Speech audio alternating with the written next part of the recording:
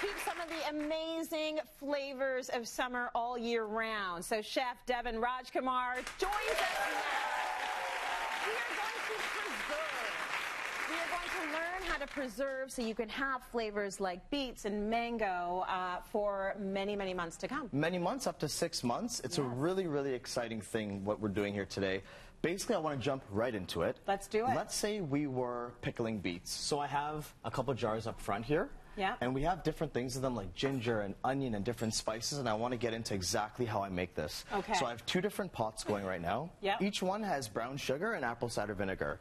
Now generally when you're pickling at home or you're canning, you're going to want to use more acid than sugar because you're pickling, right? Yes. If you use equal parts acid to sugar, it's kind of it's pretty neutral. Like you wouldn't get a pickle that way, for example. Okay. So you want to use more acid. So I have apple cider vinegar. Yeah. If you wanted to use white wine vinegar or champagne vinegar, rice wine vinegar, you know, world's your oyster. And then what I do is brown sugar, but you can use white sugar if you want. I like the flavor more with brown sugar. Okay, so a little more dense. So you want that tartness is what you're saying. You don't want the sweetness, you want the tart. I'm a big pickle sour kind of guy. Yeah, like I want, like you have to hold on to something when you eat it. It's so sour, yeah. Okay, so, sour. So over here we have, for our pickling liquid, I have the brown sugar. Okay. I'm going to add I also have a little bit of water and apple cider vinegar. A couple cinnamon sticks go in here. Nice. I'm going to add in some cloves. This is for the beets, by the way. I'm going to add in just some cloves, and the recipe is available on Cityline, of course, online. So we're going to add in some allspice berries here. And then I have some other stuff here, onions and ginger. Let's add in a little bit of ginger. I'm just going to cut this. You can use a microplane if you want, but I'm just going to cut some slices so it infuses. Okay, a little bit goes a long way. Exactly, with ginger. exactly, and I love that flavor. You may see some recipes where they put this into a sachet, they put it into cheesecloth. If you want, you can do that. But in my jars, I want to see those berries. I want to see the cinnamon stick. You see the cloves at the bottom? So I kind of like that. But if you want it cleaner, you can definitely leave that out. And already you can smell like the cinnamon once it hits the heat and the allspice. It's a beautiful thing. Over here, for the mango, we have a similar base. Okay. What I'm going to get you to do, though, is actually, no, I'm not going to get you because it may splash up. No. What I'm going to get you to do is identify this spice. Oh, why do you always test me like this? Always. And you can see it's in the mango. Black pepper. Black pepper is incorrect. Okay? What's new? So we have this beautiful spice. It's called Nigella. In India, they call it kalonji. Oh, it's kind of a mix I was really going to get that, guys. It's kind of a mix of onion, black pepper, and oregano. Okay. So I'm going to add in some into this. Right. I'm also going to add in a little bit of chili powder.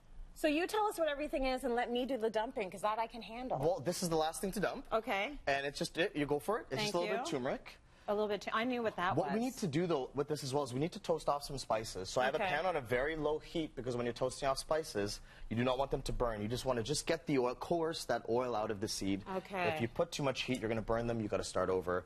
Or you add it to your mango chutney and no one eats it.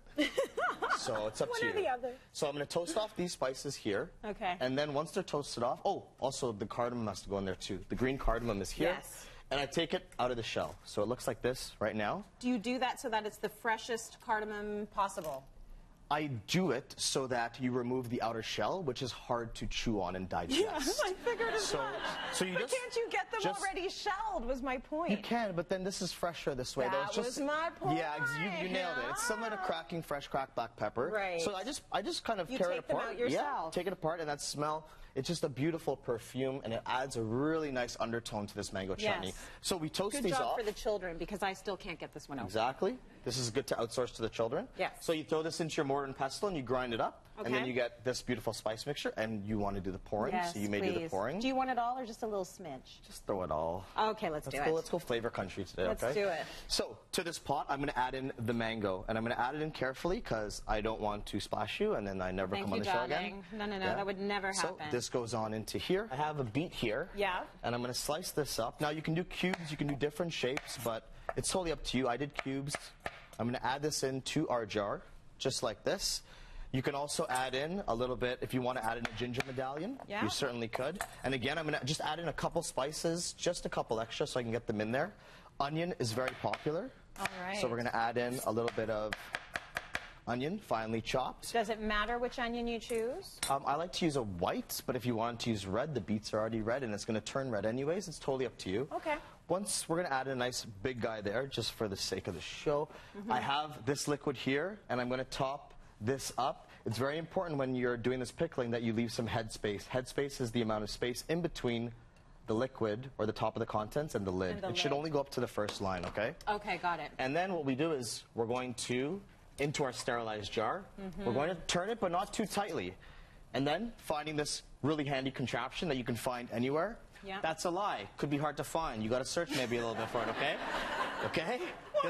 This goes into our boiling water, and you may want to make sure it's covered. And this will make an incredible gift, you know? Like, this is something beautiful. And that's going to shut itself, right? This, once it's covered with the water, it's going to seal itself with the rubber. Yeah. And then, yeah, this is amazing. It's amazing to have at home. You can use it with a plethora of different recipes, and it makes an incredible hostess gift.